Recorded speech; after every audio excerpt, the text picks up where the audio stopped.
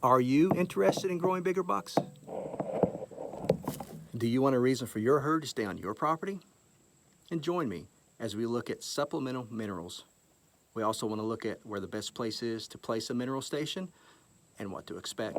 Now clearly minerals, they play an important role in antler development.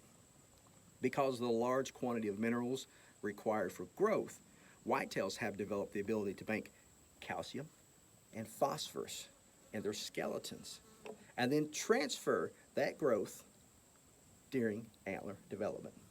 Giving your herd access to supplemental minerals will ease the strain on bucks during this crucial development stage. First, location. Location is very important for a mineral station. I have found the most frequented mineral stations on my property are near feeding and bedding areas. Having the knowledge of where your deer are and where they're traveling is important when you're setting up a mineral station. Most often, whitetails will stage in an area they feel most secure and comfortable before moving into a feeding area. Look for areas along a main travel route. On a ridge is okay, or even a shelf below a ridge is a good area. Setting up a mineral station where deer feel safe will maximize its use.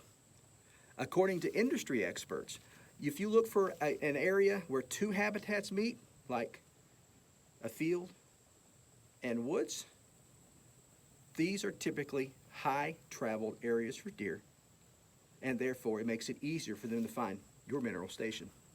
Once you've chosen the location, the minerals themselves are next.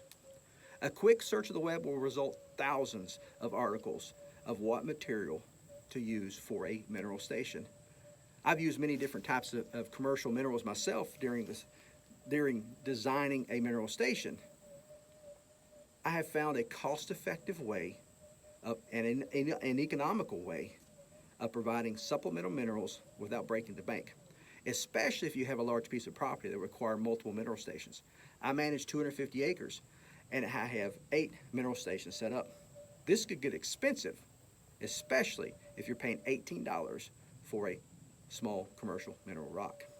I use Champion Choice mineral blocks myself. It doesn't matter what type you use as long as they're a trace mineral block. Right on the label, you'll find a specification that shows that it is suitable for deer.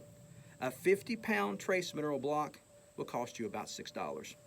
They can easily be found at your local tractor supply company or maybe even Walmart. Compare that to triple the price for a fourth of the product, and you see quickly why I chose the route that I did. Come with me as we look at one of my mineral stations. Now, I want to turn the camera around so you can get an idea of what I've got set up here.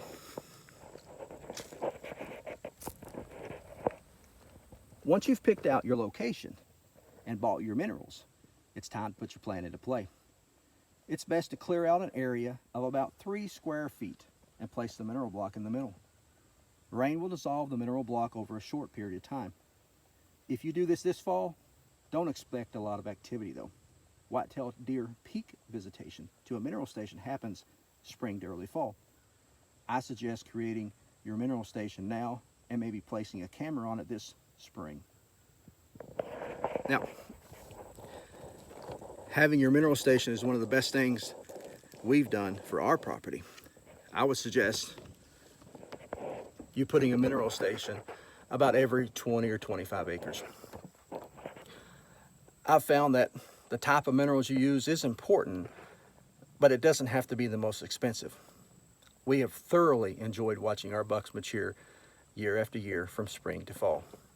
Don't forget, know your travel routes. This makes for the best locations of your mineral stations. Also, you don't have to spend a fortune on this. Sometimes the simplest and most cost-effective way is the best way of doing things. I don't know of a hunter that doesn't want to keep deer on their property or wouldn't like to see larger bucks. If this is you, well, do what I did. Fix yourself a mineral station today.